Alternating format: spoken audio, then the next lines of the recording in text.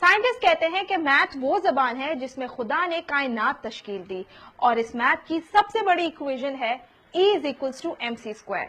E=mc² کو خدا کی ایکویژن یعنی کہ گاڈز ایکویژن بھی کہا جاتا ہے۔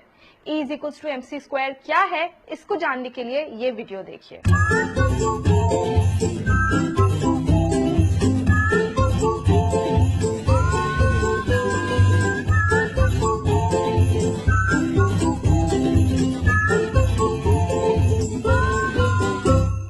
E=mc² کو کریٹ کرنے والے جرمن بورن سائنسدان البرٹ آئنسٹائن تھے۔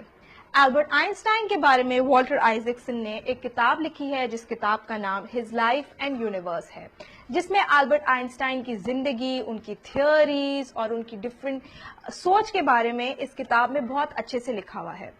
لیکن کیونکہ ہمارے پاس وقت کم ہے، ہم نے البرٹ آئنسٹائن کے کچھ 10 انٹرسٹنگ فیکٹس آپ کے لیے نکالے ہیں۔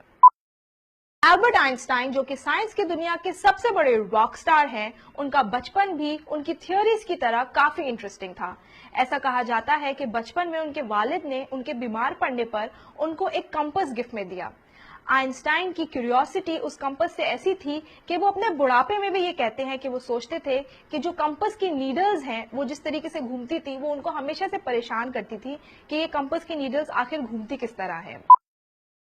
آئنسٹائن کی ساری تھیوریز، ان کے سارے ایکسپیریمنٹ کسی لیب میں نہیں، کسی کمرے میں نہیں، بلکہ ان کے خود کے ذہن میں فارمولیٹ ہوتے تھے۔ ایسا کہا جاتا ہے کہ البرٹ آئنسٹائن ویژول ایکسپیریمنٹس کرتے تھے، جس میں سب سے فیمس ایکسپیریمنٹ یہ ہے کہ وہ سوچتے تھے کہ اگر وہ کسی لائٹ بیم پہ ٹریول کریں یا اگر کسی لائٹ بیم پر بیٹھ کے سفر کریں تو ان کو سامنے کیا دکھے گا۔ اسی ویژول ایکسپیریمنٹس کے ذریعے 1905 میں البرٹ آئنسٹائن نے 4 ریسرچ پیپرز لکھے۔ انہی ریسرچ پیپرز کی بنیاد پر آج دنیا E=mc² اور تھیوری آف ریلیٹیوٹی کو جانتی ہے۔ آئنسٹائن تھے تو جرمن بورن، لیکن ان کو جرمنی سے کوئی خاص لگاؤ نہیں تھا۔ ان کی پیدائش کے وقت جرمنی میں کافی اتھارٹیرین اور کافی ملٹریزم پڑھائی جاتی تھی۔ آئنسٹائن اس کے برعکس ایک بہت ہی فری تھنکر تھے اور ایک انڈیپینڈنٹ ماحول میں اپنی پڑھائی کرنا چاہتے تھے۔ البرٹ آئنسٹائن نے 76 سالہ عمر میں 3 نیشنلٹیز بدلی۔ پہلے وہ جرمن سے سوئس سے دوبارہ جرمن اور پھر جرمنی میں ورلڈ وار 2 کے بعد امریکن سٹیزن بنے۔ آئنسٹائن کی شادی اپنی فزکس کی کلاس کی واحد خاتون اسٹوڈنٹ سے ہوئی۔ آئنسٹائن ان سے بے حد محبت کرتے تھے۔ آئنسٹائن کی طرح وہ بھی ایک بہت ہی قابل خاتون تھی جن سے آئنسٹائن انٹلیکچوئل باتیں اور فزکس کی کافی تھیوریز شیئر کرتے تھے۔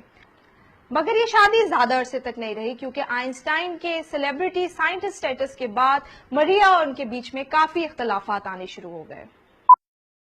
آئنسٹائن ایک بہت اچھے وائلن پلیئر تھے اور موزارٹ کی میوزک کو کافی پسند کرتے تھے۔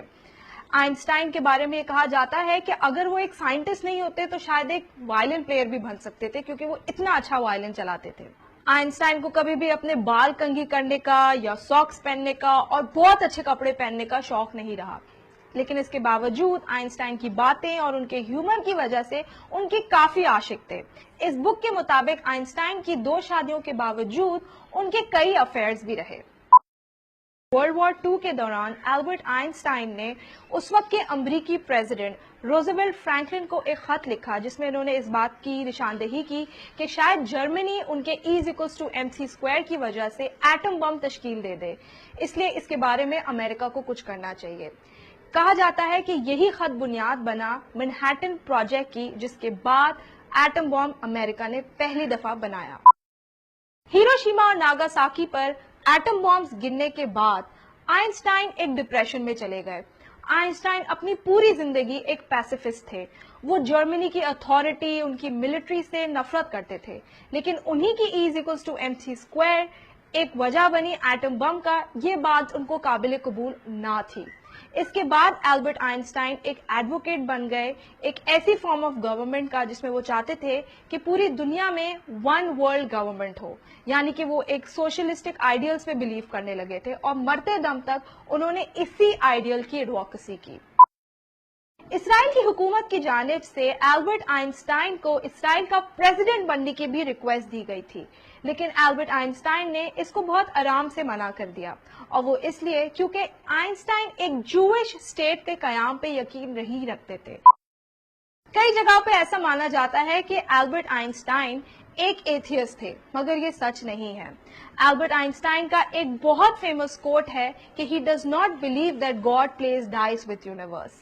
اسے ہم یہی سمجھ سکتے ہیں کہ البرٹ آئنسٹائن ایک ایتھیسٹ نہیں بلکہ ایک ایگنوسٹک تھے، جو کہ ڈیوینٹی ڈھونڈتے تھے یونیورس کے لاز اور نیچر میں۔ تو یہ تھی 10 باتیں جو میں نے آئنسٹائن کے بارے میں آپ کے لیے سلیکٹ کر کے رکھی تھی، لیکن اگر آپ زیادہ جاننا چاہیں تو آپ اس بک کا انتخاب ضرور کر سکتے ہیں۔ دنیا میں بہت سارے جینیس آئے اور بہت سارے جینیس گزرے، لیکن آئنسٹائن کی اپنی الگ لیگ ہے۔